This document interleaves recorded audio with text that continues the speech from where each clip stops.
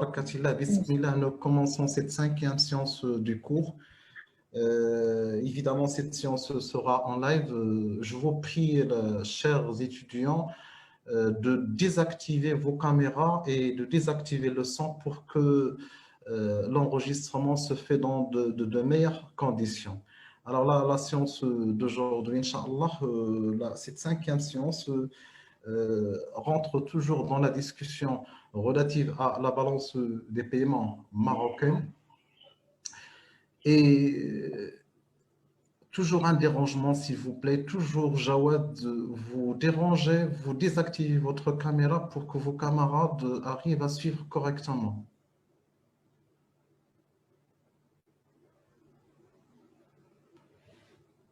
Donc, je répète, la séance d'aujourd'hui, Inch'Allah, nous continuons la discussion. Je précise que lors du live, du dernier live, en même temps lors du quatrième enregistrement, nous nous sommes intéressés à la balance commerciale du Maroc. Et évidemment, nous nous sommes posé la question principale suivante, quelles étaient ou quelles sont les caractéristiques de la balance commerciale marocaine.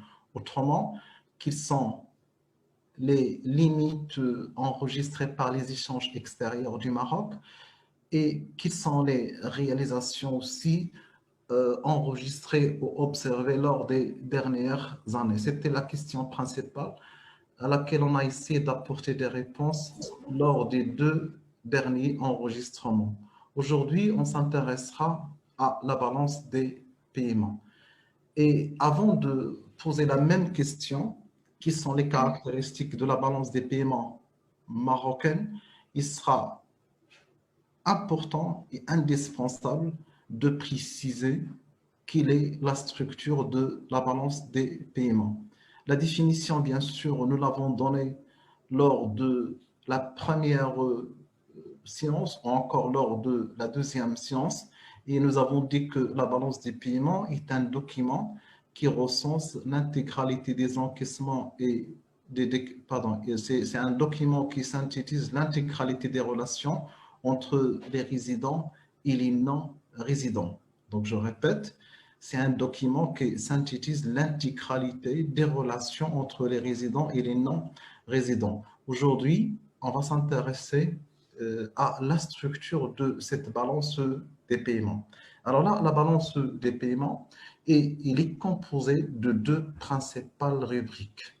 Donc, première information à retenir, c'est que la balance des paiements, il est composé de deux principales rubriques. La première rubrique, c'est le compte des transactions courantes et la deuxième rubrique, c'est le compte financier. Donc, je répète, à retenir deux principales rubriques, deux composantes principales de la balance des paiements. La première rubrique principale, c'est le compte des transactions courantes. La deuxième rubrique principale, c'est le compte financier. Une deuxième distinction, c'est la notion de transaction courante et la notion de mouvement de capitaux.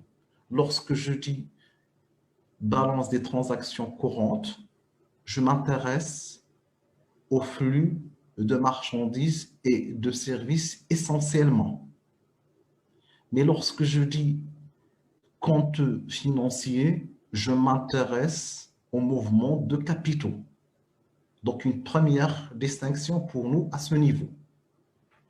Maintenant, si on s'intéresse de près à la balance des paiements courants ou à la balance des transactions courantes. Donc, on dit balance des paiements courants ou balance des transactions courantes ou compte des transactions courantes. Alors là, le compte des transactions courantes se compose de quatre principales sous-rubriques. La première sous-rubrique, c'est la rubrique des biens. La deuxième, c'est les services. La troisième, c'est le revenu primaire. La quatrième, c'est les revenus secondaires. Donc, je répète, on distingue entre deux principales rubriques, compte des transactions courantes et compte financier. Le compte financier, il concerne essentiellement les mouvements de capitaux. Par contre, le compte des transactions courantes, il concerne 4 sous-rubriques. La première, c'est les biens. La deuxième sous-rubrique, c'est les services. La troisième sous-rubrique, c'est revenus primaires. Et la quatrième sous-rubrique, c'est revenus secondaires. Donc là, ce sont mes premières distinctions entre, évidemment, les composantes de la balance des paiements. Très bien. Alors, revenons maintenant au compte des transactions courantes. Et signalons au départ, et avant de continuer à expliquer que lorsque on s'est intéressé à la balance commerciale, nous avons dit c'est un document qui retrace les exportations et les importations. Mais j'avais ajouté qu'on devrait associer aux exportations et aux importations un incoterm et un incoterm adapté. Et partant de là, nous avons dit les exportations sont enregistrées FAB ou FOB, alors que les importations sont enregistrées CAF. Et on avait discuté au niveau de la deuxième, ou encore au niveau de la troisième séance, on avait distingué entre CAF et FOB. Et nous avons dit que la différence principale entre les deux, c'est le transport international et l'assurance internationale. Alors, ce qu'il faut retenir, c'est qu'au niveau de la balance des paiements, tous les comptes sont enregistrés FAB, c'est-à-dire les exportations ou les importations, encore les exportations et les importations sont enregistrées FAB ou FOB. Et la raison principale, c'est d'éviter la double comptabilisation ou le double enregistrement. Pourquoi? Parce que ici, vous allez voir la chose suivante. Vous allez voir qu'ici, nous avons le transport, notamment le transport international, avec les différents modes, que ce soit maritime ou aérien, ou transport donc maritime ou aérien, ou je dirais transport aérien, plutôt transport terrestre ou autre. Donc l'essentiel, c'est que parmi les composantes ici, nous avons les transports. Ensuite, nous avons une autre composante, nous avons l'assurance. Pour éviter la double comptabilisation, au niveau de la balance des paiements, tous les comptes sont enregistrés FAB ou FOB. Par contre, pour la balance commerciale, les exportations sont enregistrées FAB ou FOB, alors que les importations sont enregistrées CAF. Donc là, une première distinction auquel vous devrez faire attention. Donc là, tous les comptes que vous avez devant vous, ils sont enregistrés FAB. On ne prend pas en considération le transport international et l'assurance internationale. Pourquoi? Parce qu'ils sont présentés d'une manière distincte et partant de là, nous évitons bien sûr le double enregistrement ou la double comptabilisation. Alors j'ai dit, lorsqu'on dit compte de transactions courantes, on a 4 rubriques. On a les biens, les services, les revenus ou le revenu primaire et le revenu secondaire. Revenons maintenant à chacune de ces sous-composantes, composante par composante. Mais avant d'en arriver là, essayons au départ de faire la distinction entre deux concepts. Le concept de sous-traitance et le concept d'externalisation. Ça va nous permettre par la suite de mieux définir ce concept de bien. Alors là, lorsqu'on dit la sous-traitance, l'entreprise, il délègue une composante principale de son processus de production. Par contre, lorsqu'on dit externalisation, l'entreprise délègue à une personne tierce, à une autre entreprise, une activité annexe. Donc, je répète, lorsqu'une entreprise délègue une composante principale de son processus de production, alors on parle de la sous-traitance. Par contre, lorsque une entreprise délègue une activité annexe, alors dans ce cas-là, on parle de quoi? On parle de l'externalisation. Je prends un exemple très simple. Et l'exemple, je vais le prendre à partir de notre faculté ou notre établissement. Si par hasard, notre établissement délègue à une société l'activité de jardinage, la question principale qu'il faut poser au départ est relative à l'activité principale de notre établissement. L'activité principale de notre établissement, c'est l'enseignement. Et partant de là, le jardinage ou la sécurité, jardinage ou sécurité, il s'agit dans ce cas d'une activité annexe et non principale. Et lorsque l'établissement délègue cette activité de gardiennage, plutôt de jardinage ou de sécurité, alors dans ce cas-là, on parle d'une externalisation. Maintenant, supposons que notre établissement fait appel à un bureau d'études, fait appel à un expert pour assurer un module pointu au niveau du master finance et banque, encore au niveau de la licence finance et banque. Alors, dans ce cas-là, il délègue une composante de son activité principale et nous parlons de la sous-traitance. Alors, si cette distinction est claire entre la sous-traitance et l'externalisation, revenons maintenant à notre cours et je vais commencer notre cours par un secteur spécifique. Prenons le secteur du textile au Maroc. Le secteur du textile au Maroc, généralement, qu'est-ce qu'on fait? On reçoit des intrants, on reçoit des matières premières de l'étranger. Nous les transformons, nous transformons ces intrants et ensuite on réexporte le produit fini vers l'étranger.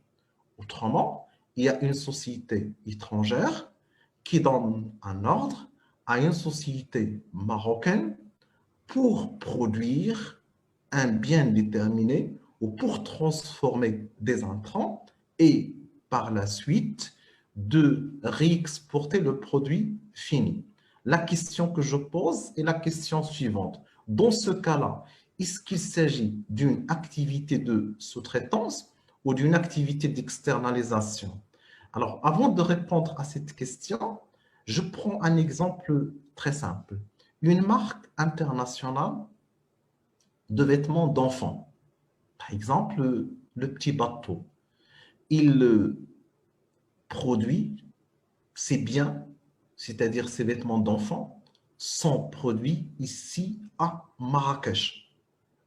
Évidemment, la transformation des intrants où la production elle est faite par des usines au niveau de la ville de Marrakech.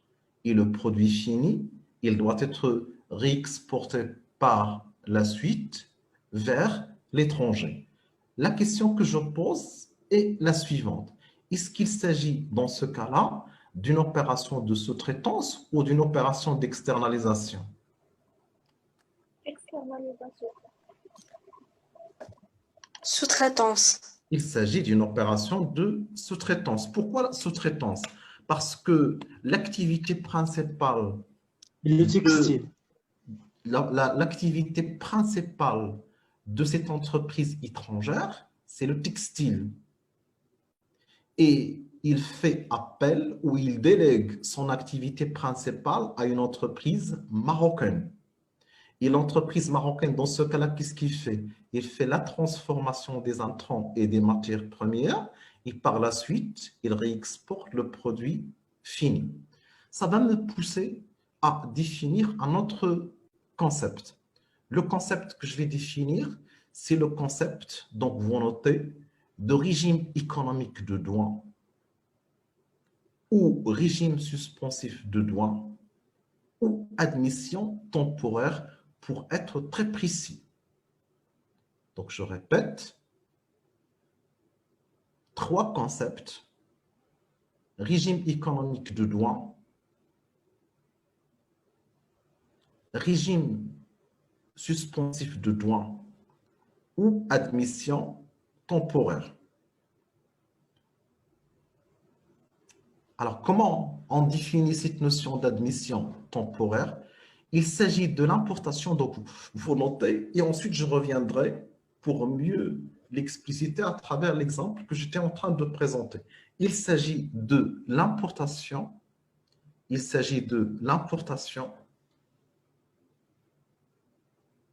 il s'agit de l'importation des intrants ou des matières premières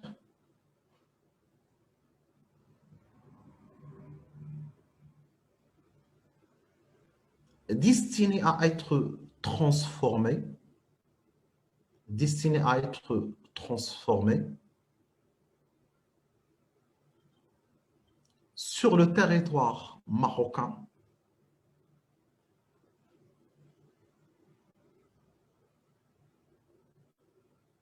et le produit final sera réexporté et le produit final sera réexporté dans son intégralité. Point, je vais ajouter deux précisions. L'importation est faite en exonération fiscale totale. L'importation est faite en exonération fiscale totale. Et le produit final,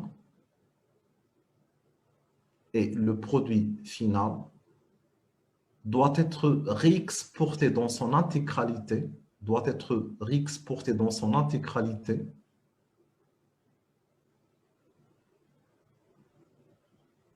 dans un intervalle de temps, ne dépassant pas 24 mois. Très bien. Alors, je vais revenir à notre exemple.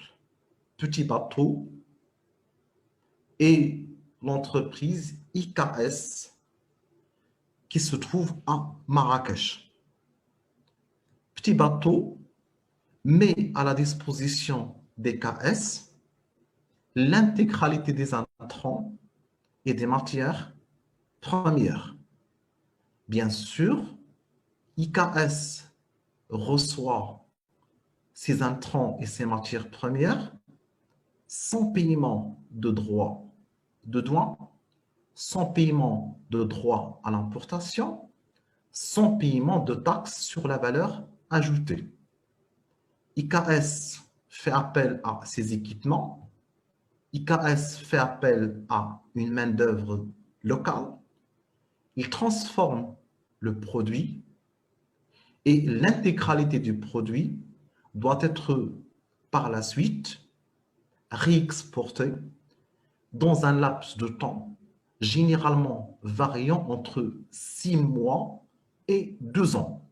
Mais il faut que l'intégralité, évidemment, du produit doit être réexportée dans un maximum de 2 ans. Alors là, on parle du concept de l'admission temporaire. La question est la suivante. Quel est l'objectif de l'admission temporaire? Est-ce qu'il y a quelqu'un qui peut me donner une idée? Quel est l'objectif principal de l'admission temporaire? C'est rendre le produit marocain plus compétitif sur le marché. Très bien. Nous avons dit un des principaux soucis du, du commerce extérieur et des échanges extérieurs du Maroc, c'est la faible compétitivité du produit marocain sur les marchés internationaux. Bien sûr, l'objectif principal de l'admission temporaire, c'est de rendre le produit marocain plus compétitif sur les marchés internationaux. Ahlam, est-ce que vous pouvez nous préciser davantage pourquoi l'admission temporaire peut rendre le produit marocain plus compétitif sur les marchés internationaux?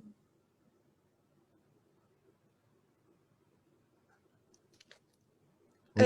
C'est pour exonérer les taxes et les droits de douane. Donc là, effectivement, en profitant de l'exonération fiscale, en profitant de l'annulation des droits à l'importation, de la taxe sur la valeur ajoutée et de l'ensemble des autres taxes, l'entreprise marocaine, bien sûr, réduit substantiellement son prix de revient et cette réduction du prix de revient doit lui permettre de vendre à un prix plus compétitif sur les marchés internationaux. Très bien. Donc là, j'ai donné la définition. La définition de l'admission temporaire, c'est l'importation des intrants et des matières premières en exonération fiscale totale pour leur transformation et la réexportation du produit final dans un laps de temps ne dépassant pas 24 mois. Et nous avons dit l'objectif principal du législateur, c'est de rendre le produit marocain plus compétitif sur les marchés internationaux. Avant de continuer et de revenir à la balance des paiements, je précise qu'il est légitime de défendre cette notion d'admission temporaire, du fait qu'il peut rendre le produit marocain plus compétitif sur les marchés internationaux, mais une utilisation frauduleuse de cette admission temporaire peut porter atteinte à l'économie marocaine. Alors, qu'est-ce que j'entends ici par une utilisation frauduleuse? J'entends par utilisation frauduleuse le fait d'importer de l'étranger sans paiement de taxes et de ne pas honorer l'engagement, c'est-à-dire de réexporter le produit final. Autrement, je suppose la chose suivante. Je suppose qu'il s'agit d'une activité agroalimentaire. Par exemple, les conserves de sardines. Dites-moi, à votre avis, en quoi ça peut porter l'admission temporaire? Si je parle des conserves de sardines, qu'est-ce que nous pouvons importer de l'étranger?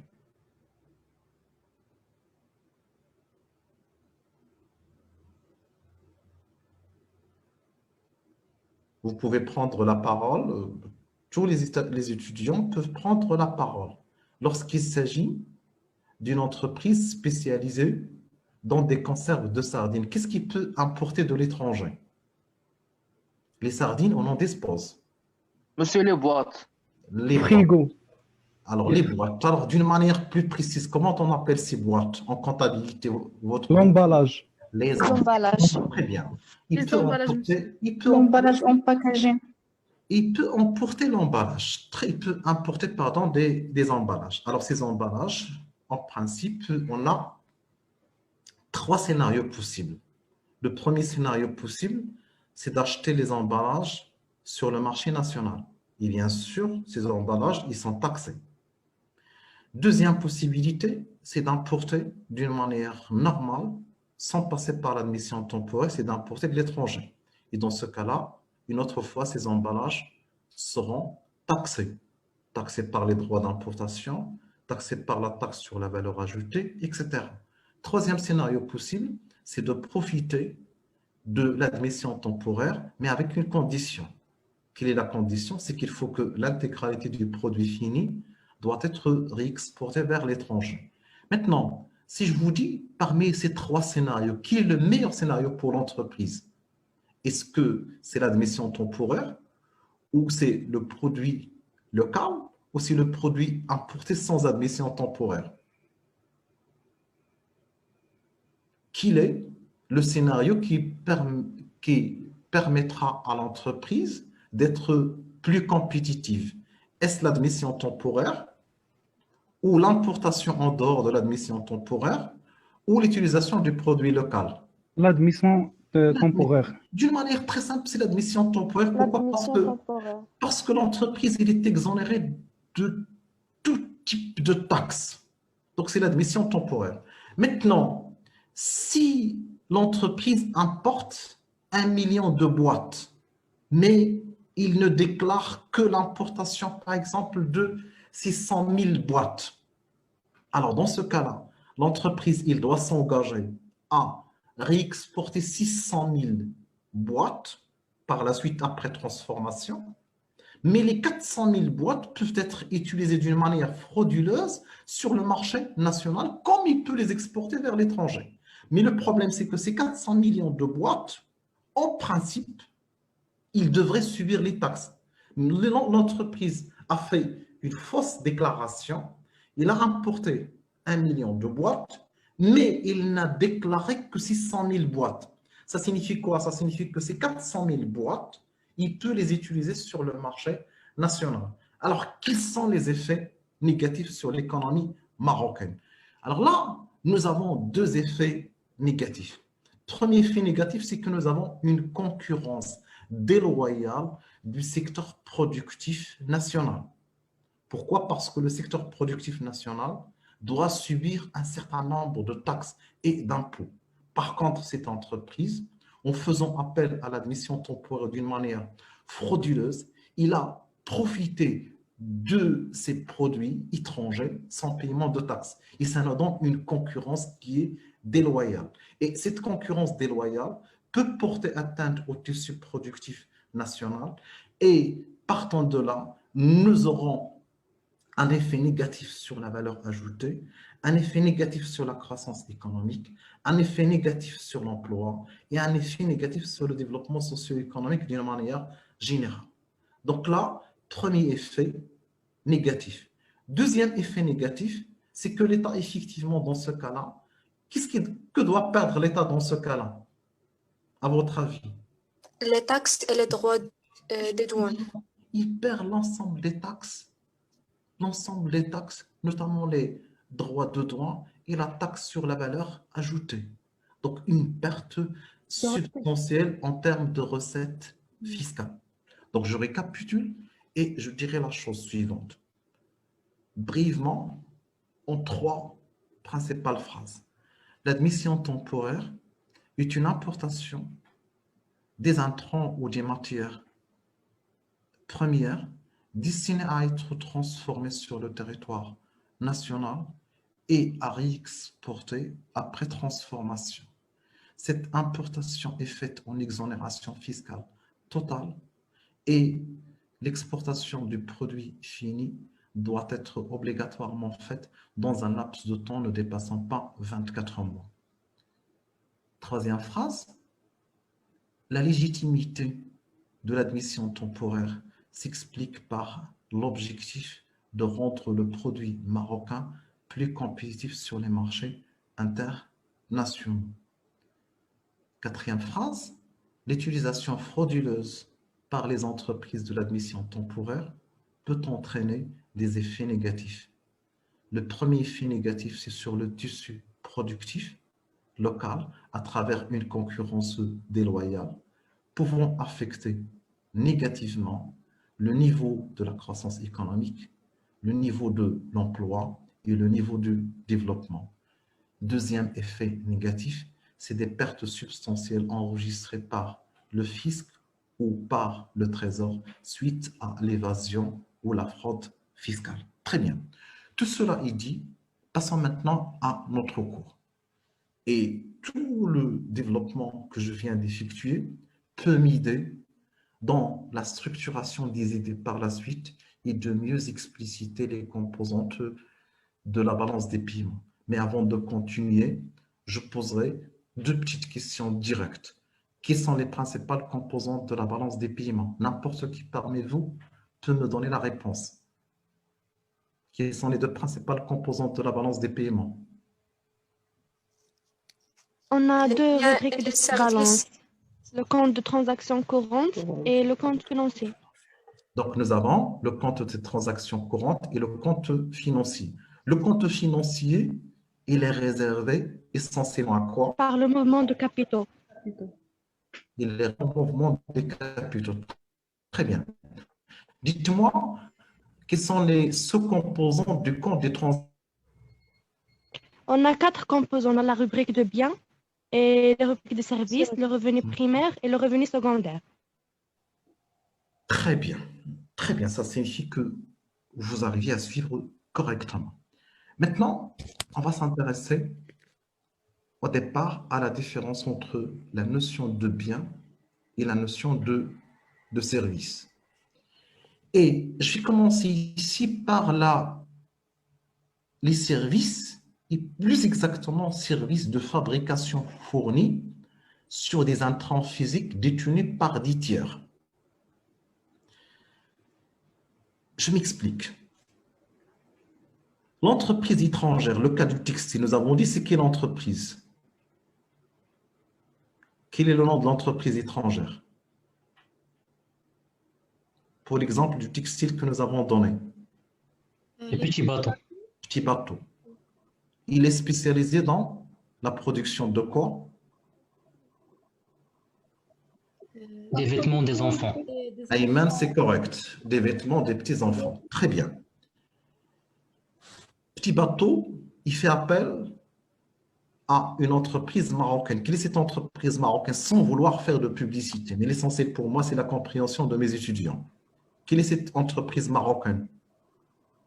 Une entreprise qui produit le vêtement à Maroc. Comment s'appelle cette entreprise? J'ai donné son nom. IKS. IKS. Et je vous précise que cette entreprise, bien sûr, il livre plusieurs grandes marques internationales.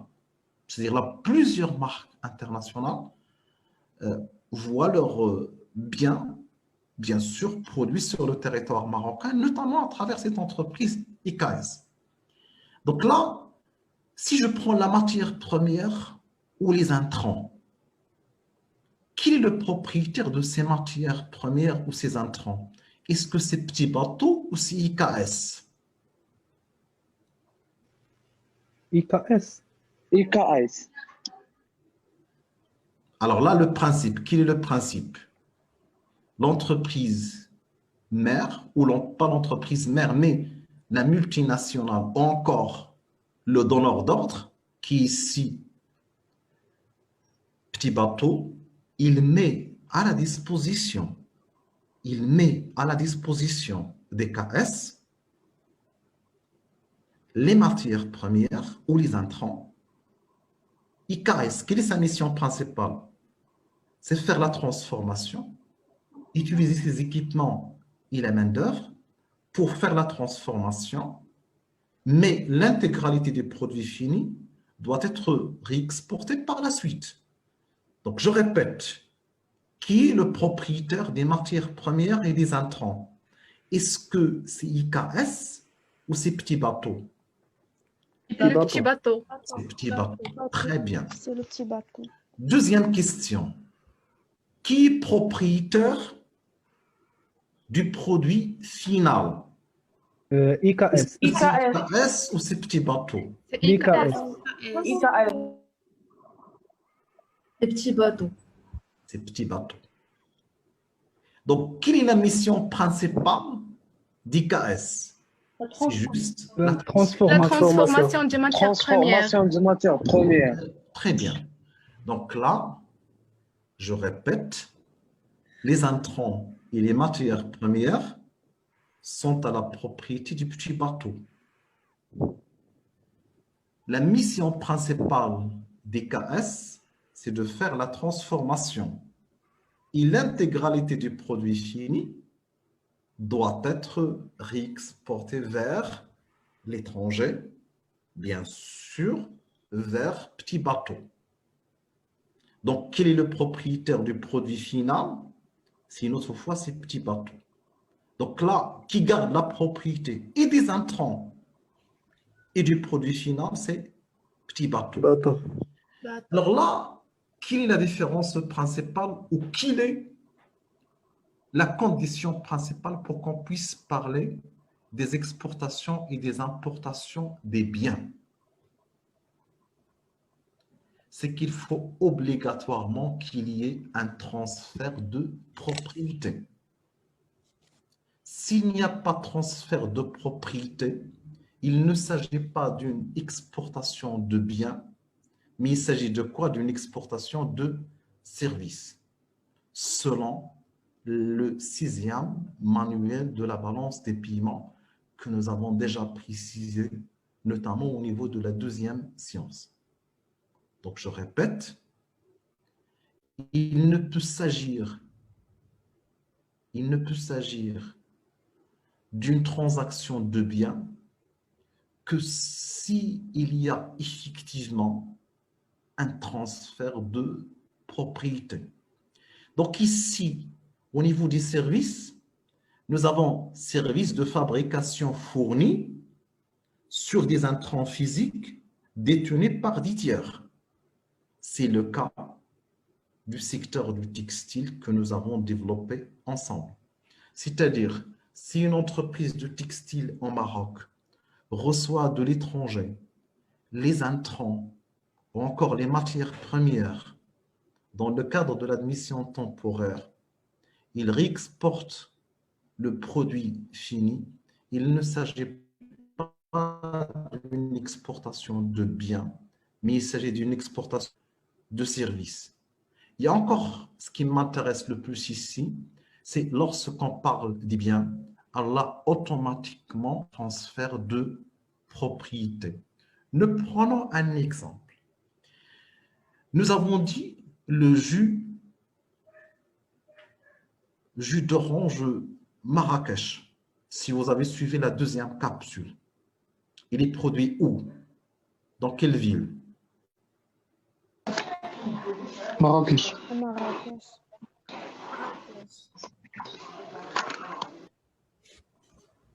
J'aimerais avoir au moins quelqu'un parmi vous qui a vu la capsule et qui a pris des notes. Jus d'orange Marrakech, il est produit dans quelle ville du Maroc? C'était d'une manière explicite.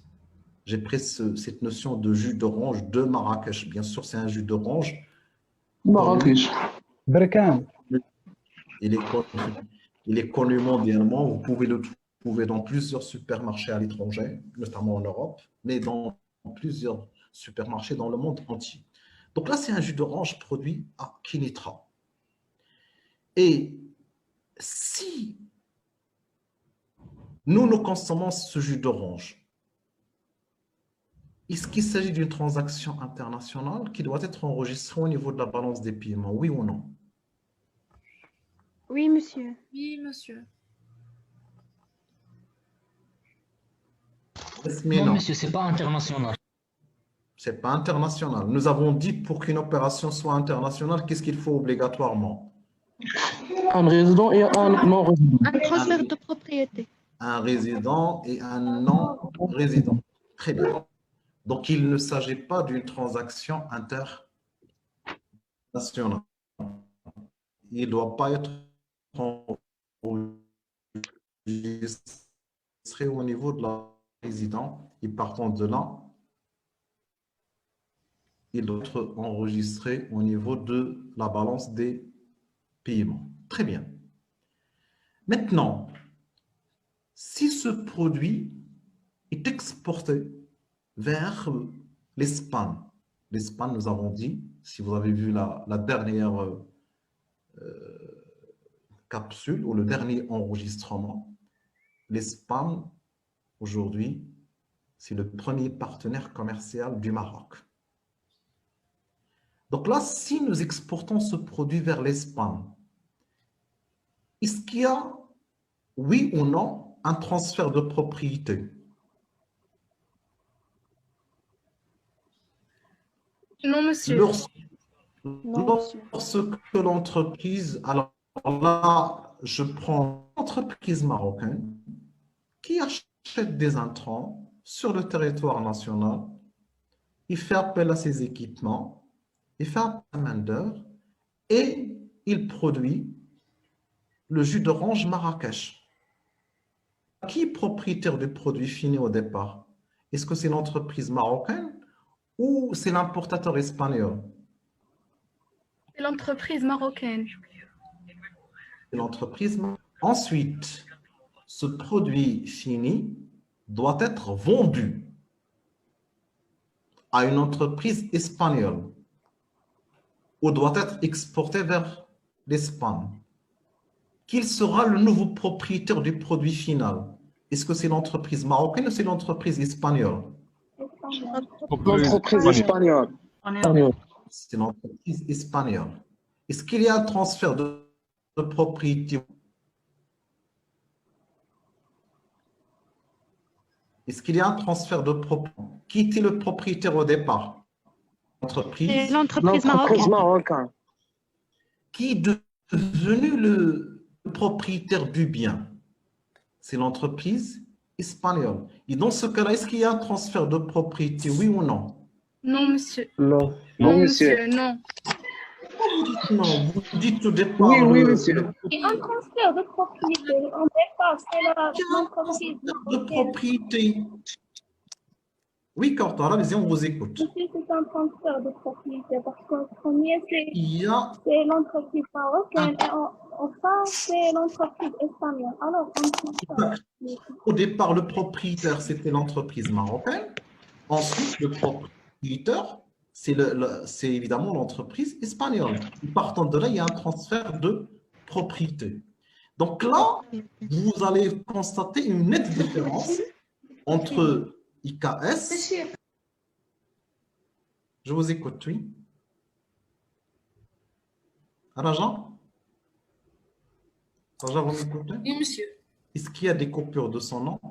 Non, monsieur, non. Très bien, alors on continue. Donc j'ai dit, la différence entre IKS et évidemment l'entreprise productrice du jus d'orange Marrakech. Pour le cas d'IKS, il n'a jamais été propriétaire. Il n'y a aucun transfert de propriété. Il s'agit dans ce cas-là d'un service. Par contre, pour le deuxième cas, l'entreprise productrice est l'entreprise marocaine.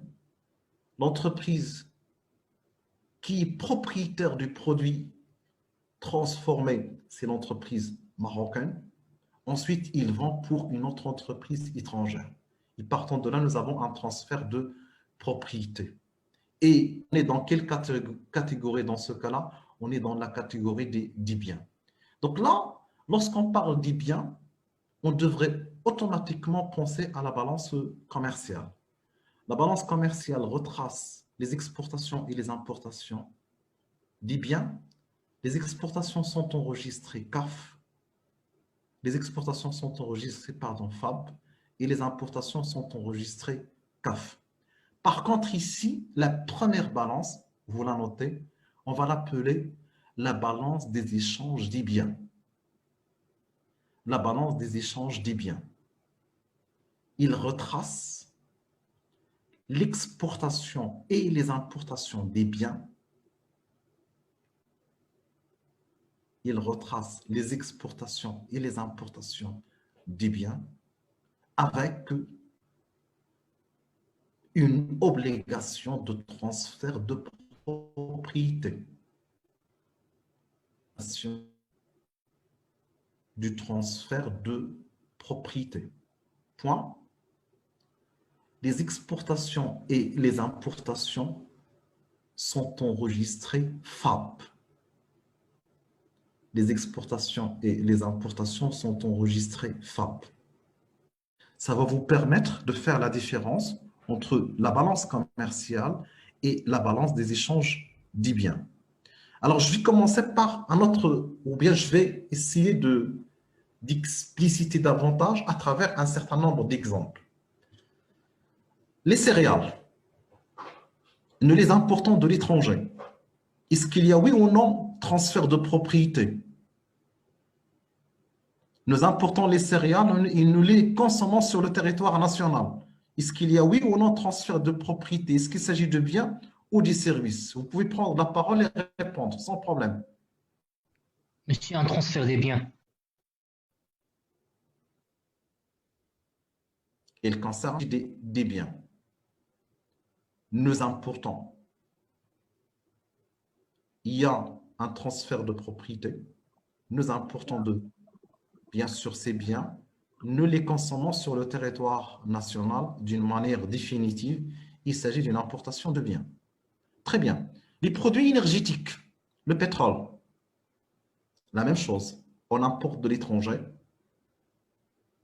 et ces biens sont destinés à faire face à des besoins domestiques.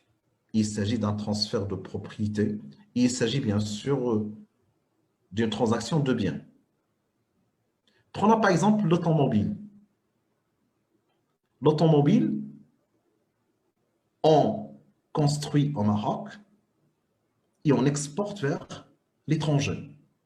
Donc là aussi, il s'agit d'une exportation de biens. Si je prends les produits de la pêche, produits halieutiques, la pêche maritime, lorsqu'on exporte des espèces de poissons vers l'étranger, alors là, automatiquement, il s'agit d'une exportation de biens.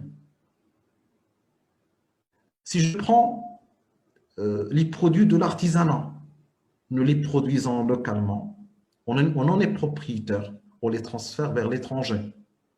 Et partant de là, ou bien on les exporte vers l'étranger. Il s'agit bien sûr d'une exportation de biens avec l'existence de transfert de propriété. Très bien. Maintenant, vous allez me poser la question, quelle est la différence entre marchandise générale et exportation nette du négoce? Alors là, quelle est la différence principale? Tous les exemples que je vous ai donnés, il s'agit d'une exportation ou importation de marchandises générales avec un transfert de propriété. Nous importons de l'étranger, nous consommons sur le territoire national. Nous exportons vers l'étranger et ces produits sont consommés à l'étranger. Donc ici, il s'agit de ce qu'on appelle marchandise générale. Maintenant, qu'est-ce qu'on entend par exportation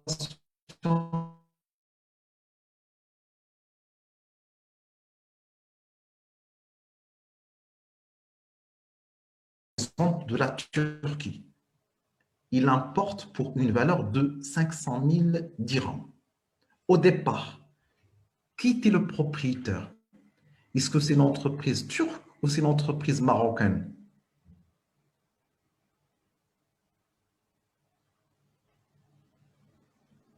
L'entreprise turque. C'est l'entreprise turque. Maintenant, l'entreprise marocaine achète ce produit. Une fois le produit acheté par l'entreprise marocaine, qui devient propriétaire? Est-ce que c'est l'entreprise marocaine? Très bien. Est-ce qu'il y a un transfert de propriété, oui ou non? Oui. Oui. Oui, il y a un transfert de propriété. Supposons maintenant la chose suivante. Ce produit est directement canalisé vers une entreprise espagnole. C'est-à-dire, l'entreprise marocaine, au départ, il importe. Et qu'est-ce qu'il doit faire par la suite? Il doit exporter le même produit. Il l'a acheté à 500 000 dirhams. Il le revend à 600 000 dirhams à une entreprise espagnole. C'est comme si vous dites l'entreprise marocaine ne joue que le rôle d'un intermédiaire.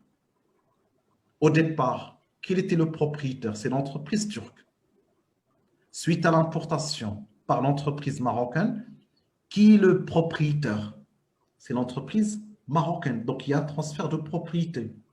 Maintenant, ce même produit, il est revendu à une entreprise espagnole. Et ça se peut que le produit ne passe même pas par le territoire national. Alors là, quel est le nouveau propriétaire cette fois-ci? C'est L'entreprise espagnole. Espagnol. Très bien. Dans ce cas-là, on parle du négoce international.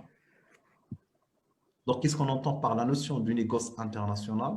Il s'agit de l'importation des biens et de leur réexportation à l'État ou dans un même État vers l'étranger. Donc là, je répète, qu'est-ce qu'on entend par le négoce international? C'est une importation suivie d'une exportation. C'est une entreprise qui importe des biens de l'étranger et qui les réexporte en même état vers une autre destination étrangère. Alors là, qu'est-ce qu'on doit dans ce cas-là enregistrer au niveau de la balance des paiements? Alors vous voyez ici, exportation nette. L'entreprise marocaine, il a acheté à 500 000 dirhams. Il a revendu à une autre entreprise étrangère à 600 000 dirhams. Ce qui doit être enregistré n'est rien d'autre que la différence. Autrement, la marge bénéficiaire. 600 000 dirhams moins 500 000 dirhams, ça nous donne une exportation nette de quel montant? De 100 000 dirhams. C'est ce qui doit être enregistré au niveau de la balance des paiements. En dernier lieu, nous avons ce qu'on appelle l'or non monétaire. C'est quoi l'or non monétaire? Comme son nom l'indique, ce n'est rien d'autre que l'achat et la vente de l'or par des particuliers marocains ou par des entreprises marocaines.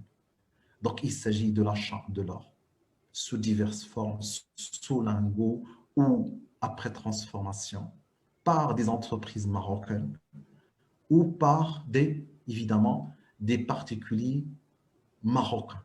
Donc là, on ne peut pas faire la différence entre une marchandise classique et cette notion de l'or non monétaire. Donc, ce qu'on exclut ici, évidemment, c'est l'intervention de Banque Al-Maghreb, soit pour l'achat ou la vente de l'or. Donc, je répète, lorsqu'on parle des biens, la règle principale, c'est qu'il faut obligatoirement qu'il y ait un transfert de propriété. Donc là, c'est ce qui va faire la différence principale entre, bien sûr, les biens et les services. Donc là, chaque fois qu'il y a un transfert de propriété, donc automatiquement, il peut s'agir soit d'une exportation, soit d'une importation des biens. Maintenant, lorsqu'on parle des biens, on distingue trois catégories ou trois sous-catégories. Nous avons la marchandise générale, c'est le cas le plus classique. Il s'agit d'une importation de marchandises de l'étranger qui devraient être destinées à une consommation sur le territoire national ou d'une exportation de biens vers l'étranger et qui va permettre de satisfaire, bien sûr, des besoins à l'étranger. Maintenant, exportation nette du négoce ou le négoce international, il s'agit essentiellement de l'exportation d'un pays il s'agit de l'importation d'un pays pour la réexportation vers un autre pays immédiatement, sans même passer par le territoire national. Et dans ce cas-là, ce qu'on doit enregistrer, c'est la différence entre le prix d'acquisition et le prix de cession. Maintenant, hors non monétaire, il s'agit bien sûr de l'achat et de la vente à l'international de l'or par les entreprises comme par les particuliers. Très bien. Maintenant, qu'est-ce qu'on peut dire à propos de la balance des échanges de biens? Premièrement, je précise ici qu'au niveau de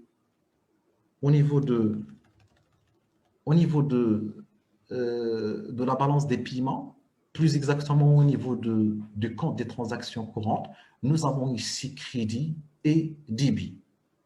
À l'instar de la comptabilité, bien sûr, bancaire. Donc, c'est une comptabilité, je dirais, vis-à-vis du reste du monde. Donc, lorsqu'on dit crédit, il s'agit d'une entrée de devise. Par contre, lorsqu'on dit débit, il s'agit d'une sortie de devise. Donc ici, lorsque je dis bien, avec un montant de 237 milliards de dirhams, il s'agit d'une exportation de biens. Par contre, ici, qu'est-ce que nous avons? Nous avons une importation de biens. Et ici, ce solde, qu'est-ce qu'il nous donne? Il nous donne, évidemment, un déficit. Et la différence entre les statistiques que nous avons ici et les statistiques que nous avons vues auparavant s'explique par le fait que les données ici sont FAB ou FOB, alors que pour la balance commerciale, nous avons dit les exportations sont enregistrées CAF et les importations sont enregistrées les importations sont enregistrées CAF, alors que les exportations sont enregistrées FAB. Et ici, je répète une autre fois, aussi bien les exportations que les importations sont enregistrées FAB ou FOB. Alors là, quel est le premier enseignement à tirer de la balance des paiements marocains? Je vous écoute. Et cet enseignement rejoint l'enseignement principal retenu des deux séances précédentes. Alors, quel est le premier enseignement et la première caractéristique à rédiger en gras ou à encadrer? Je vous écoute.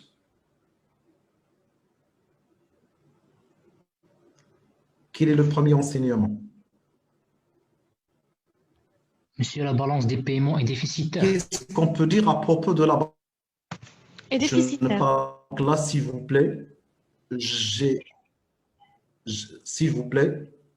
j'aimerais que les réponses que vous donnez déficitaires.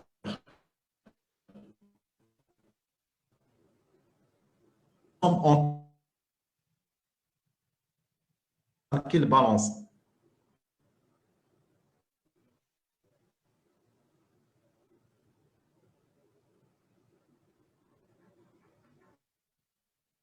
La balance des paiements courants est largement déficitaire. La dernière balance que...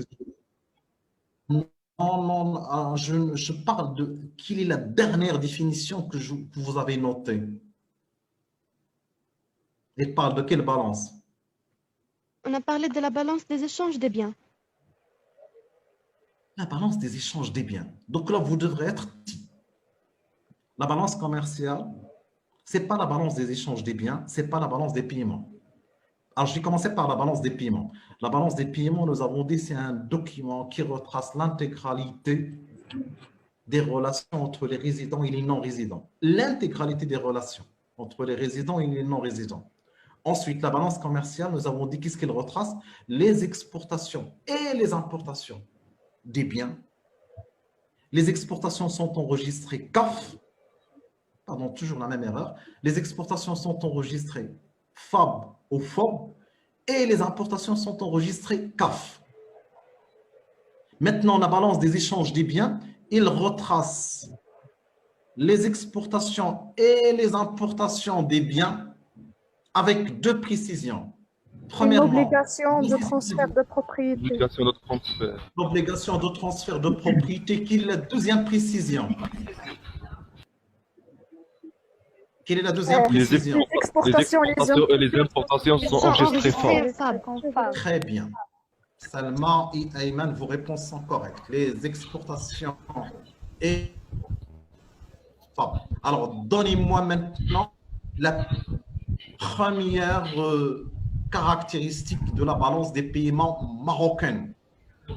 Première leçon, ou premier enseignement, d'une manière précise cette fois-ci. Je voudrais que la phrase soit correcte. Allez-y. Allez-y. Votre micro est toujours activé. Ayman, quelle est la première caractéristique de la balance des paiements marocaine? Structurellement et largement déficitaire. Donc, d'une manière très simple, on peut dire que la balance des échanges des biens, elle est comment? Elle est déficitaire. Et bien sûr, vous avez le droit d'ajouter les adverbes. Ce sont les mêmes adverbes, les mêmes caractéristiques que ce que nous avons vu auparavant. Il n'est pas conjoncturellement déficitaire, il est structurellement déficitaire. Et si on devrait s'intéresser à l'évolution de ce déficit, on peut dire que ce déficit ne cesse de s'aggraver d'une année à une autre. Mais j'aimerais que les concepts soient des concepts clairs. Je parle de la balance des échanges de biens. Auparavant, on a parlé de la balance commerciale. Et pour moi, ce sont deux concepts différents. Et je vous ai donné toutes les différences entre ces deux concepts. Donc, vous notez la balance des échanges de biens.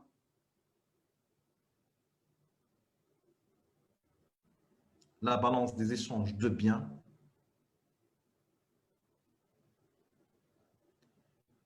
est déficitaire. Et déficitaire. Et bien sûr, ici, on rejoint, c'est normal, on rejoint l'idée principale qui a été avancée lors des deux séances précédentes. Quelle était l'idée principale? C'est un problème de compétitivité de l'économie marocaine, de l'entreprise marocaine et du produit marocain sur les marchés internationaux. Donc là, qu'est-ce qu'on fait? On confirme une autre fois ce problème de compétitivité à travers la balance des échanges de biens. Très bien. Quelle est la question principale que vous allez poser maintenant? On est dans une situation d'excédent ou dans une situation de déficit? Déficit, monsieur. On est dans une situation de déficit. Alors, quelle est la question principale qui doit être posée? Dans une économie équilibrée, cette balance des échanges, est-ce qu'elle sera déficitaire ou il sera équilibré ou à la rigueur excédentaire? Équilibré. Donc, soit équilibré, soit excédentaire. Dans ce cas-là, il s'agira d'une économie compétitive et d'une économie forte sur la scène internationale. Et pour cette économie, le problème de financement ne se pose pas. Pourquoi? Parce que les exportations doivent permettre de couvrir l'intégralité des importations. Mais dans notre cas, est-ce qu'on est dans une situation d'équilibre ou d'excédent? Non. Non. Non, on est dans une situation déficitaire. Déficitaire. Alors, quelle est la question principale qu'il faut poser, que vous allez noter? Quelle est la que vous allez noter? Quelle est la cause de ce déficit?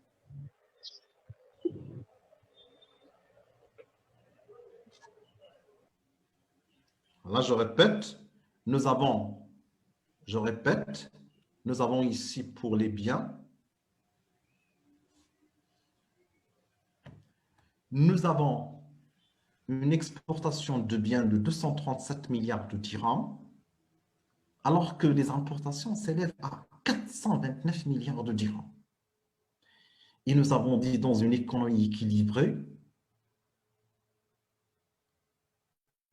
dans une économie compétitive, l'équilibre doit réapparaître en haut de la balance des paiements et on peut avoir ici soit un équilibre, soit un excédent, ce qui n'est pas le cas pour le Maroc. Pour ces économies compétitives, les exportations permettent de financer l'intégralité des importations sans avoir besoin des autres éléments de la balance des paiements. Dans notre cas, ce n'est absolument pas le cas. Alors, quelle est la question principale que vous allez poser? Comment peut-on assurer l'équilibre? Comment peut-on assurer l'équilibre? Une autre façon de dire les choses?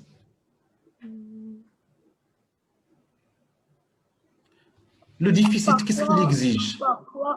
Le déficit, prenons un exemple simple. Le déficit budgétaire, qu'est-ce qu'il exige pour l'État? La nécessité de quoi? L'endettement.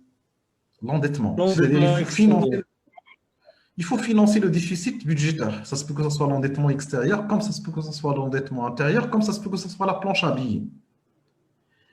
Alors, dans notre cas, quelle est la question principale que vous allez poser? Quelles sont les ressources de fonds pour financer les endettements et les... Pas l'endettement. Je ne parle ici que des biens. Quelle est la question d'une manière claire? Donnez-moi une phrase simple et correcte. Qu'est-ce que vous pensez expliquer le déficit? Bon, bon, ça c'est une question. J'essaie de donner des réponses. Comment peut-on expliquer l'existence de ce déficit? Nous avons dit c'est un problème de compétitivité du Marocain, aussi bien. Maintenant, ce déficit, c'est un constant. Et c'est comment le Maroc... Je vous écoute. Comment le Maroc finance-t-il ses importations? Quelles sont les ressources, les fonds qu'il... Comment le Maroc finance ce déficit de la balance des échanges de biens? Et pour être global, comment le Maroc finance le déficit de la balance commerciale que nous avons soulevé lors des séances précédentes? Donc, vous écrivez comment le Maroc, question, comment le Maroc finance le déficit de la balance des échanges de biens. Et je vais commencer par une remarque principale avant de continuer l'analyse. Une économie compétitive sur la scène internationale, une économie forte sur la scène internationale, dégage un équilibre ou un excédent au haut de la balance des paiements. Au haut de la balance des paiements. C'est comme si je vous dis, une entreprise forte se voit en haut de son bilan. Que ce soit en actif ou en passif. Par exemple, en passif, on voit que l'entreprise dispose des... Ça se voit en haut du passif. Donc ici, la même chose. Une économie forte se voit en haut de sa balance des paiements. Ça se voit dès la première composante, à savoir la balance des échanges de biens. Par contre, une économie en difficulté sur la scène internationale, il cherche son équilibre en bas de la balance des paiements. Nous, est-ce que nous avons un équilibre en haut de la balance des paiements? Oui ou non? Non. Non. Non, monsieur, non. Non, absolument pas. Donc là, il faut chercher l'équilibre en bas de la balance des paiements. Les autres rubriques et sous-rubriques de la balance des paiements. Et la question principale que nous avons posée, c'est comment le Maroc finance ce déficit flagrant de sa balance des échanges de biens. Ça va nous pousser à parler de la deuxième balance, la balance des échanges de services. Balance des échanges de services. Et on va la définir au départ. Balance des échanges de services. Donc, vous écrivez la balance des échanges de services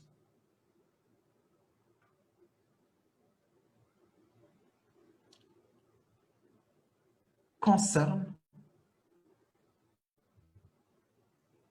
les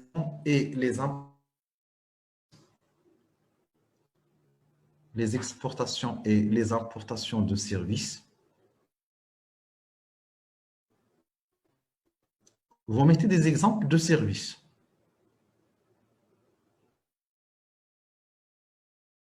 Monsieur, les services de télécommunication. Le tableau que vous avez devant vous. Il y a beaucoup d'exemples. Service de transport. Donc, entre parenthèses, service de transport.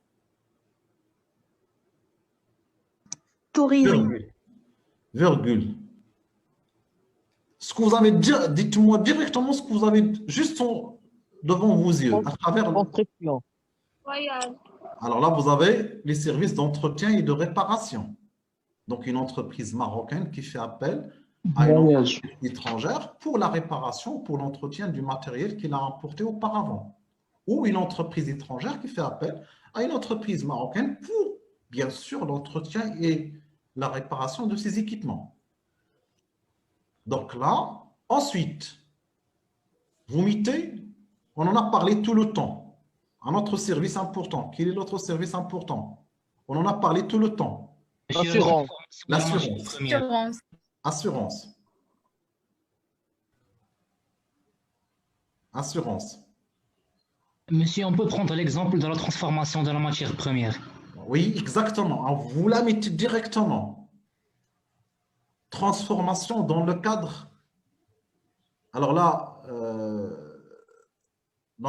donc c'est écrit ici, service de fabrication dans le cadre de l'admission temporaire.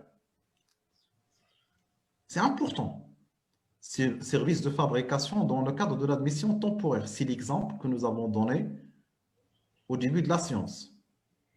L'exemple de IKS et de, bien sûr, Petit Bateau.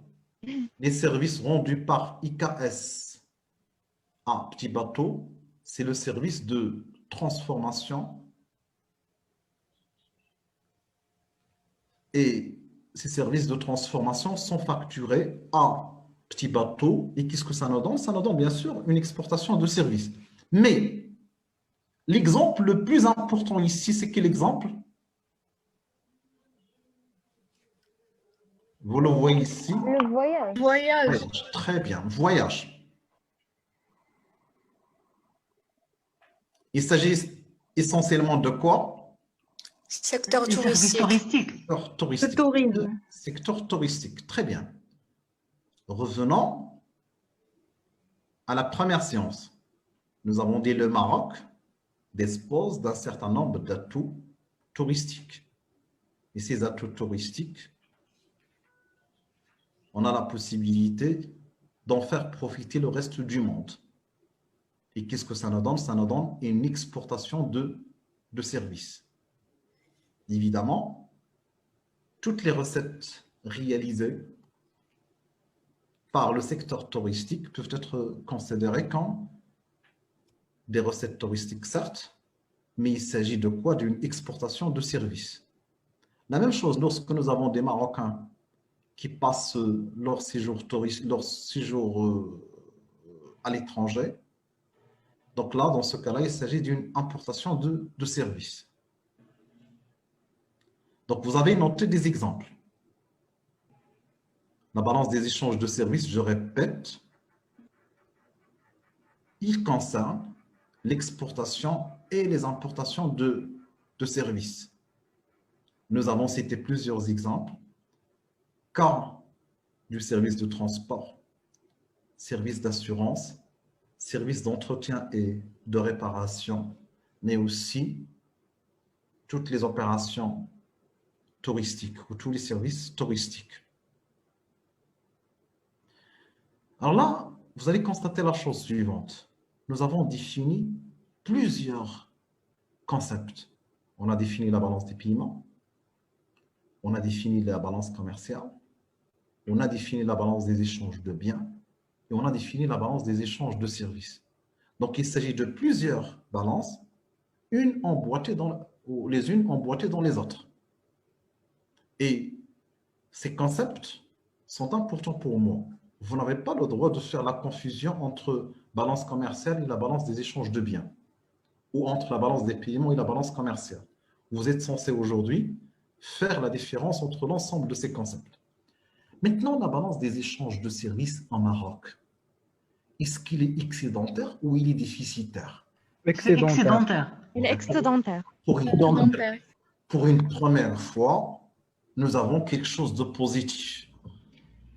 Et la balance des échanges de services, il est comment? Il est excédentaire. Bien sûr, les exportations de services s'élèvent à combien? À 186 milliards de dirhams. Et les importations de services, ils s'élèvent à 98 milliards de dirhams.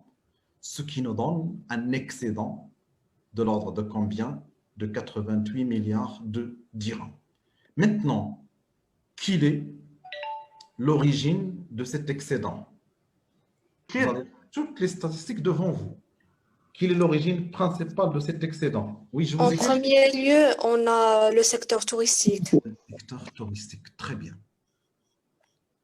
l'excédent de la balance des échanges de services s'explique en premier lieu par les recettes touristiques. Ensuite, en deuxième lieu, qu'est-ce que nous avons? C'est le recette Secteur transport. des secteurs basés sur la sous-traitance. Alors là, exact, nous avons les 15 milliards de dirhams. Alors là, les services de fabrication dans le cadre de l'admission temporaire. Très bien. Deuxième origine principale. Très bien. Donc là, pour 15 milliards de dirhams. Le secteur de transport, 35 milliards. Alors là, le secteur du transport. Est-ce que nous avons un excédent ou un déficit? Une déficit. On dit un déficit. Donc nous avons un déficit. Et nous cherchons, qu'est-ce que nous cherchons? Nous cherchons le secteur de voyage. Nous cherchons l'origine de l'origine de l'excédent. Donc là, vous m'avez dit, l'origine principale, c'est bien sûr, c'est le secteur touristique ou les recettes touristiques. Le deuxième secteur important, c'est évidemment, c'est les services de fabrication dans le cadre des opérations d'admission temporaire. Voyons les autres éléments. Troisième secteur, qui est le troisième secteur? C'est le service de télécommunication, d'informatique et d'information avec 11 milliards de dirhams. Et là, je vais revenir à un concept que j'ai cité dans le 4e enregistrement, c'est la notion de l'offshoring. La notion de l'offshoring, est-ce qu'il y a quelqu'un qui peut me donner quelle est la définition de l'offshoring? Bien sûr, on parle de la délocalisation, mais on parle aussi de la notion de l'offshoring. Il se peut que la délocalisation soit plus générale, mais l'offshoring, c'est très précis. Est-ce qu'il y a quelqu'un qui peut me donner quelle est la définition de l'offshoring? Monsieur, Oui? l'offshoring s'agit d'une externalisation. Une externalisation. Oui. Il peut s'agir, oui, effectivement, pour les entreprises étrangères, il peut s'agir d'une externalisation, oui. Pour les entreprises étrangères. De ressources. Mais maintenant, je vais vous poser la question autrement. Donnez-moi un exemple que vous connaissez de l'offshoring et après, je vais vous donner moi la définition. L'exemple que le plus connu aujourd'hui au Maroc et à Marrakech. Les centres d'appel. Très bien, les centres d'appel. Est-ce qu'il y a quelqu'un parmi vous qui peut me donner quelle est l'activité de ces centres d'appel? Juste une idée, une phrase ou deux phrases. Il s'agit d'une activité commerciale. C'est-à-dire vendre des produits étrangers, convaincre des clients. Convaincre des clients. Mais la question qui se pose ici, est-ce que c'est un service qui est rendu aux Marocains ou c'est un service qui est rendu à des entreprises étrangères? Les entreprises étrangères. Très bien. Ces entreprises de centres d'appel, est-ce qu'elles se trouvent à l'étranger ou elles se trouvent au Maroc? Au Maroc. Au Maroc. Mais leurs clients, est-ce qu'ils se trouvent au Maroc ou ils se trouvent à l'étranger? À l'étranger. Très bien. C'est ce que je cherche à ce que vous me dites. Alors, qu'est-ce qu'on entend par l'offshoring? C'est une activité de service à distance. Donc, je répète, c'est une activité de service à distance. Une activité de service à distance.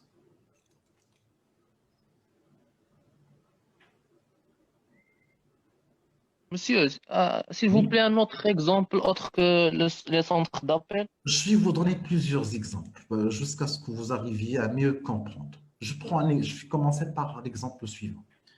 Une entreprise installée en France ayant besoin de la mise en place, de la mise à jour continue, de l'entretien continu de son site web.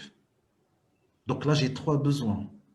J'ai dit, il a besoin de la mise en place d'un site web pour l'entreprise. Il a besoin de la mise à jour continue du site web. Et il a besoin, bien sûr, de l'entretien continu de son site web, il a deux possibilités. La première possibilité, c'est de recruter un ingénieur informaticien.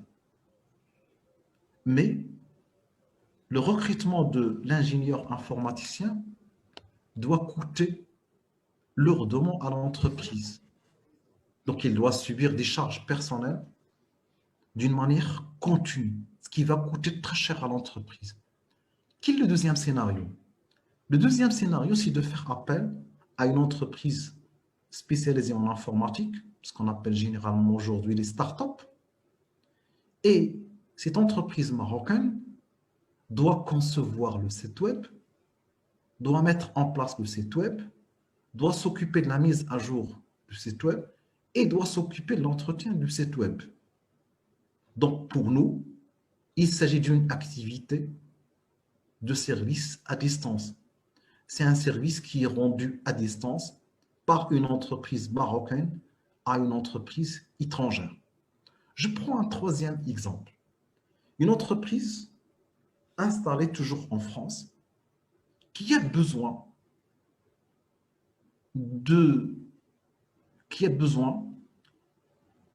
évidemment de la mise en place d'un système de comptabilité générale ou de comptabilité analytique ou d'analyse financière ou de gestion financière d'une manière globale. Pour cela, il a besoin de tout un service. Il a besoin d'un comptable, il a besoin d'un financier, il a besoin des aides comptables, etc. Ça, c'est le premier scénario. La mise en place de toute une structure au sein de l'entreprise, de tout un service de comptabilité. Et ce service de comptabilité peut coûter très cher à cette entreprise. Maintenant, le deuxième scénario, c'est qu'il peut faire appel à une société spécialisée au Maroc, notamment en termes de comptabilité, d'analyse, etc. Cette entreprise marocaine doit prendre en charge d'une manière continue la comptabilité de cette entreprise, l'analyse financière, la gestion financière, etc. Autrement, comment les choses vont se passer? L'entreprise, facilement aujourd'hui, via les technologies d'information et de communication, l'entreprise française doit mettre à la disposition de l'entreprise marocaine toutes les pièces justificatives scannées et toute la comptabilité est faite en Maroc en faveur de cette entreprise étrangère. Donc là, c'est ce qu'on appelle des activités de service à distance et c'est ce qu'on appelle l'offshoring. Maintenant, cette notion de l'offshoring, comment il s'est développé au départ? Il s'est développé par des grandes entreprises pétrolières, notamment les années 70. Ces entreprises pétrolières font l'extraction dans des pays en voie de développement, notamment les pays africains. Mais quelle est l'activité principale, ou quelle est l'activité, la seule activité réalisée dans ces pays en voie de développement? C'est uniquement l'extraction. Maintenant, toutes les autres activités annexes, la comptabilité, la promotion, la publicité, la gestion des ressources humaines, toutes ces activités sont effectuées à distance. Par exemple, à Londres. Donc, l'activité d'extraction, elle est faite dans le pays où l'extraction est faite, mais toutes les autres activités annexes sont faites à l'étranger. C'est ce qu'on appelle une activité de service à distance et c'est ce qu'on appelle l'offshoring. Si vous avez vu le 4e enregistrement, et je vous invite à le faire, et je précise que pour cette année-là, c'est ce que ce soit une première fois que je poserai une question sur 6 points sur les caractéristiques de la balance commerciale du Maroc. Donc là, vous avez les réponses complètes ou la réponse complète à cette question dans les 2 derniers enregistrements. Allah, parmi les points forts de l'économie marocaine, parmi les réalisations de l'économie marocaine, c'est l'émergence d'un certain nombre de secteurs compétitifs sur la scène internationale, ce qu'on appelle les métiers mondiaux du Maroc. Il s'agit de 3 métiers. Premièrement, l'automobile. C'est le premier secteur exportateur du Maroc aujourd'hui. Deuxième secteur, c'est l'aéronautique, qui réalise un taux de croissance annuel très élevé. Et le troisième secteur, c'est le secteur de l'offshoring. Alors, qu'est-ce que ça signifie cela? Ça signifie que le Maroc essaie d'attirer des entreprises étrangères pour s'installer en Maroc, y rendre des services à une clientèle étrangère. Alors là, je vais prendre un exemple. J'espère ne pas avoir de problème de partage. Alors, je vais arrêter ce partage. Je passerai à un autre partage rapidement.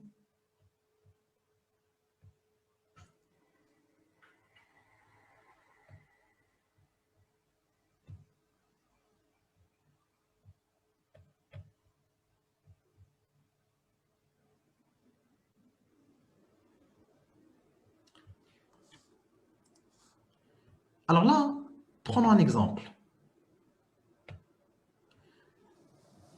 Nous avons deux entreprises. Nous avons une entreprise A. Dites-moi si vous arrivez à voir avec moi, s'il vous plaît, ou non. Ahlam. Vous voyez correctement, non?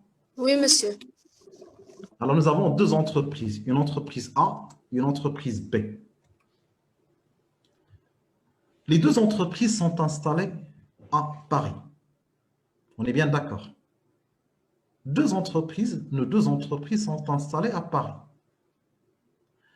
L'entreprise A, il accorde un même service. Donc, deux entreprises installées à Paris qui offrent un même service à leur clientèle. L'entreprise A, son prix de revient, mettons, s'élève à 80. En mettant, il s'élève à 100. Je n'en ai rien à... Il s'élève à 100. L'entreprise B, son prix de revient s'élève, la même chose, à 100. 100 euros, par exemple. Ensuite, la marge bénéficiaire pour l'entreprise A, elle est de 20 dirhams. En termes de pourcentage, ça lui fait combien? Ça lui fait 20%. 20 euros. Donc, en termes de pourcentage, la marge, elle est de 20%. Ensuite, cette même entreprise fixe une marge bénéficiaire de 20 dirhams, ou bien de 20 euros. Alors là, quel sera le prix de vente dans les deux cas? Prix de vente, pour le premier cas, il est de l'ordre de combien? Il est de l'ordre de 100 plus 20, 120. Ici, la même chose, prix de vente, 120. Marge bénéficiaire en pourcentage. Quelle sera la marge bénéficiaire en pourcentage? Marge bénéficiaire en pourcentage pour le premier cas, c'est 20%. Et pour le deuxième cas? 20%. 20%. Marge bénéficiaire pour le deuxième cas, 20%. Très bien. Le Maroc, en 2005, dans le cadre du programme Émergence, si vous voulez les détails, vous les trouverez dans le 4e enregistrement, a mis en place ce qu'on appelle le programme Émergence, dont le souci principal est d'encourager les secteurs les plus compétitifs. Et parmi ces secteurs compétitifs, ou à l'époque considérés comme un secteur qui peut être compétitif, nous avons l'offshoring. Autrement, nous cherchons à attirer des entreprises qui doivent se spécialiser dans l'exportation des services. Et un certain nombre d'avantages ont été accordés à ces entreprises. Ils vont noter, s'il vous plaît, ces avantages. Premier avantage, un avantage financier. Ces entreprises peuvent profiter des financements à des conditions très avantageuses. Deuxième avantage, un avantages fonciers. Il s'agit de la mise en place des plateaux aménagés, des terrains aménagés à des prix compétitifs, à des prix très compétitifs pour les entreprises qui désirent s'installer au Maroc. Troisième avantage fiscal. Donc là, des exonérations, des réductions substantielles d'impôts ont été proposées à ces entreprises qui veulent s'installer au Maroc. Donc j'ai dit premier avantage, un avantage financier. Deuxième avantage, un avantage foncier. Troisième avantage, c'est un avantage fiscal. Quatrième avantage, c'est un avantage en termes de main-d'œuvre, une main-d'œuvre qualifiée et à bon marché. Cinquième avantage, une infrastructure, notamment en télécommunications, très développée. Cinquième avantage, une proximité de l'Europe. Sixième avantage, décalage horaire par rapport à l'Europe très réduit.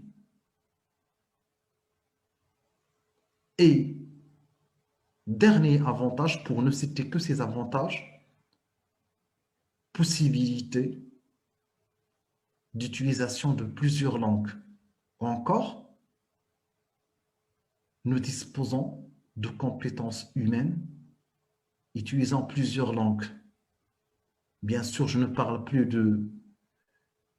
des langues habituelles, comme le français et l'arabe. Nous avons d'autres langues maîtrisées par les Marocains. Maintenant, tous ces avantages, donc je récapitule les avantages qu'on propose aux entreprises étrangères. Un avantage au départ financier, avantage, s'il vous plaît, vous désactivez vos micros. Si vous voulez prendre la parole ailleurs, s'il vous plaît, vous désactivez vos micros. Donc, j'ai dit premier avantage, c'est un avantage fiscal. Deuxième avantage, c'est l'avantage foncier. Troisième avantage, un avantage fiscal, donc financier, foncier, fiscal. Ensuite, avantage en termes de main-d'œuvre qualifiée et à bon marché. Ensuite, avantage en termes d'infrastructure, notamment en termes de technologie d'information et de communication. Ensuite, la proximité géographique, notamment par rapport à l'Europe. L'inexistence d'un décalage horaire. Et enfin, la possibilité de profiter du multilinguisme pour, évidemment, les compétences marocaines. Tout cela pourrait, alors je vous demande de bien vouloir me suivre, s'il vous plaît. Tous ces avantages pourraient permettre aux entreprises d'investir au Maroc de réduire leur prix de revient jusqu'à 70%. Je répète, selon le programme Émergence, les avantages proposés pouvant permettre à ces entreprises qui veulent s'installer au Maroc de réduire leur prix de revient jusqu'à 70%. Alors là, revenons à nos deux exemples. L'entreprise A, l'entreprise B, des entreprises de services. Si par exemple l'entreprise A désire s'installer en Maroc, il peut profiter de tous ces avantages. Et dans ce cas-là, son prix de revient, par exemple, supposons qu'il baisse de 50%. Alors dans ce cas-là, le prix de revient, il passera à combien? Il passera de 100 € à uniquement combien?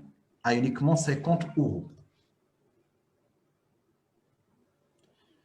Supposons que la marge bénéficiaire demeure la même, 20 euros. Quel sera le prix de vente de cette entreprise? Est-ce qu'il va rester à un niveau de 120? 80. Il passera à combien? À 50. C'est le prix de revient qui est de 50 70. à 70. Le prix de revient, le prix de vente passera à 70. Qu'est-ce que vous constatez dans ce cas-là? Quelle est l'entreprise qui deviendra plus compétitive? C'est l'entreprise A ou l'entreprise B? L'entreprise A. Alors, je vous signale quel est le principe. Les centres d'appel que vous voyez aujourd'hui en Maroc. Deux entreprises de centres d'appel. Entreprise A, entreprise B. Les deux installées à Paris. Une, l'entreprise A, décide de s'installer à Marrakech. Il aura la possibilité de réduire son prix de revient de l'ordre de 50% suite à l'ensemble des avantages accordés par le Maroc. Et je vous signale que le même service est rendu. Si l'entreprise B reste installée en France, aujourd'hui, lorsque un client français appelle l'entreprise A ou l'entreprise B, il aura le même service en temps réel, dans les mêmes conditions, sans se rendre compte que le service est rendu à Paris ou à Marrakech ou à Budapest ou dans n'importe quelle plateforme du monde. Donc là, c'est ce qu'on appelle aujourd'hui plutôt les opérations de l'offshoring. Alors, qu'est-ce qu'on constate? On constate que l'entreprise, bien sûr, devient plus compétitive sur la scène internationale suite évidemment à sa localisation, plutôt au fait qu'il a localisé son activité à Marrakech ou bien au Maroc, et en même temps il devient très rentable. Quel sera maintenant son taux de marge? Il sera de 20 sur 50. Il passe de combien à combien? De 20% à 40%. Donc cette entreprise devient plus compétitive, en même temps il devient plus rentable. Donc là, ça vous donne une idée sur cette notion de l'offshoring. Et le Maroc, il a, bien sûr, dans le cadre du programme Émergence, il a essayé d'attirer les investisseurs étrangers et profiter des opportunités que présente l'offshoring. Alors, je reviens maintenant à notre cours de notre balance des paiements. Donc, je vais arrêter le partage pour revenir au partage précédent.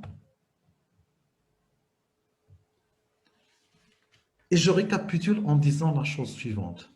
La balance des échanges de services retrace les exportations et les importations de services. Cette balance, il est bien sûr excédentaire.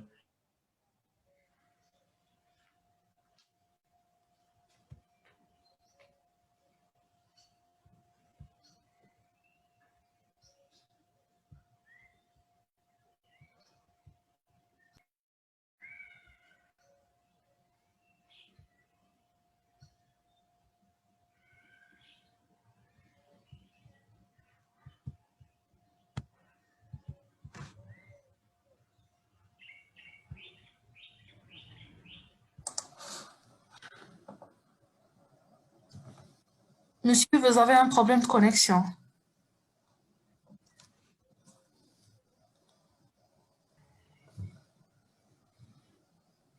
Donc, je crois qu'il y avait une coupure. Vous avez toujours le partage? Non, monsieur. Non, monsieur. Non. Maintenant? Non, monsieur. Oui. Oui, monsieur. Oui. Très bien. Alors là, nous avons, jusqu'à maintenant, discuté de deux balances. On a discuté de la balance des échanges de biens, et nous avons dit il est déficitaire, et de la balance des échanges de services. Et nous avons dit il est excédentaire. Maintenant, si on regroupe les deux, qu'est-ce que ça doit nous donner? Quelle balance? Des biens et services. Des Les échanges de biens et services. Biens et services. Donc, vous notez balance des échanges de biens et services. la balance des échanges de biens et services.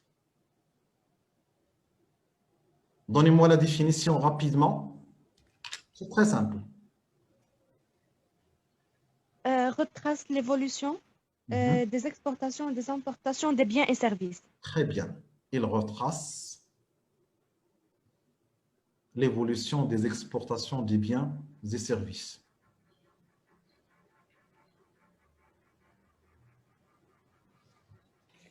Et cette balance des biens et services, est-ce qu'elle est excédentaire ou elle est déficitaire? C'est déficitaire. Déficitaire. De l'ordre de combien? Le déficit, il est de combien? 104 069. L'équivalent, la balance des échanges de services, la balance des échanges des biens et services, la balance des échanges des biens et services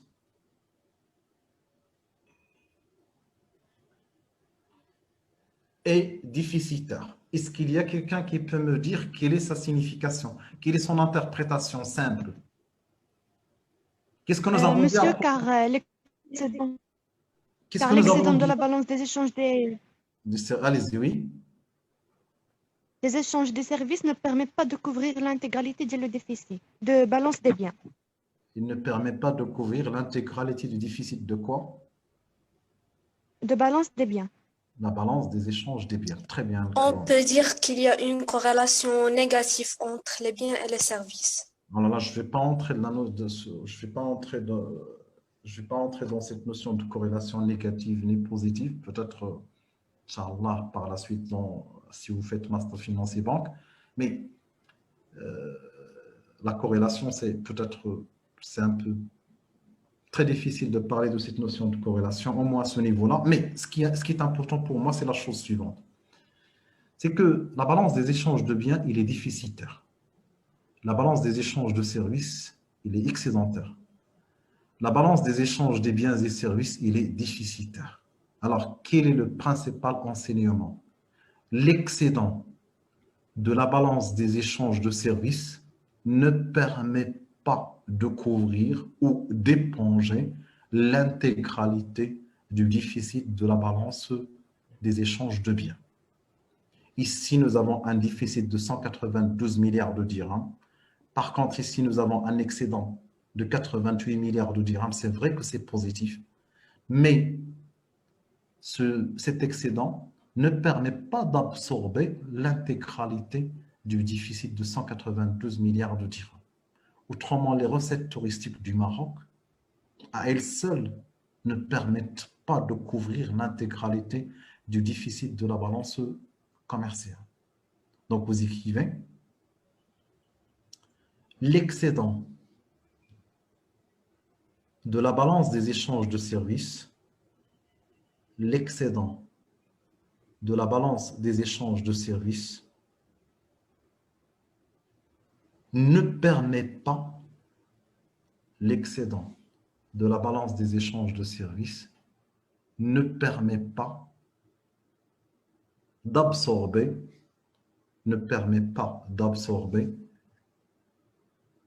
l'intégralité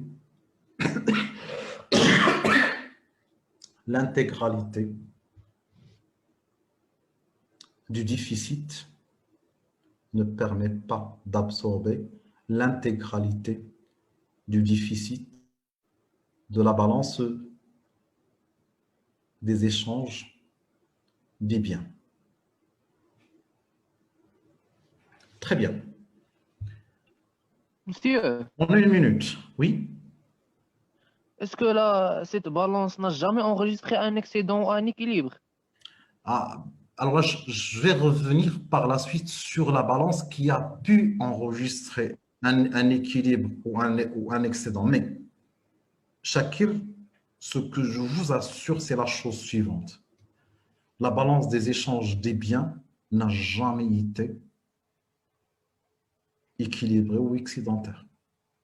Ça, je l'avais précisé à maintes reprises et je vous ai dit que le déficit, c'est un déficit structurel. Pareil, la balance des échanges des biens et services il est structurellement déficitaire. Mais par la suite, je reviendrai sur la balance qui a été à maintes reprises soit équilibrée, soit excédentaire. Alors là, en 2 minutes, la balance des biens, il est comment? Rapidement, Karomi. La balance des échanges de biens. La balance des échanges des biens est déficitaire. Déficitaire. La balance des échanges de services, toujours le Karomi. Elle est excédentaire. Excédentaire. La balance des échanges des biens et services. Elle est Et déficitaire. déficitaire. Très bien. Est-ce qu'on arrive à atteindre l'équilibre au niveau de la balance des échanges des biens et services ou il faut encore descendre vers le bas pour trouver l'équilibre? Oui. Oui, Kautar. Monsieur, on ne peut pas... Est-ce qu'on a pu atteindre l'équilibre ou il faut encore descendre pour trouver l'équilibre? Il faut encore descendre. Il faut encore descendre pour Très bien. équilibrer. Et qu'est-ce que nous avons dit? Nous avons dit les économies fortes, ils réalisent leur équilibre En haut de la ou balance. bien en bas de la balance des paiements. C'est en haut de la balance des paiements. Alors, quelle est la question que vous allez poser une autre fois? Et c'est la question à laquelle on va apporter des éléments de réponse la séance prochaine. Comment le Maroc peut réaliser l'équilibre? Comment le Maroc peut réaliser l'équilibre? Une autre façon de dire les choses. Comment le Maroc finance le déficit Exact. Le déficit. de la balance? Mais c'est- La balance Des échanges des biens. de biens et services. Très bien. Alors là, comment le Maroc? Donc là, nous avons dit que la balance des échanges de services ne permet pas de financer l'intégralité du déficit de la balance des échanges de biens. Il en découle un autre déficit qui est le déficit de la balance des échanges des biens et services. C'est la question qu'on doit poser la suivante. Comment le Maroc finance ce déficit de la balance des échanges des biens et services? La réponse, bien sûr, c'est qu'il faut encore descendre en bas de la balance des paiements pour chercher l'équilibre et c'est un signe de faible compétitivité de l'économie sur la scène internationale. Je reviendrai bien sûr pour terminer ce chapitre la séance prochaine. Je vous remercie et à la prochaine, Inch'Allah.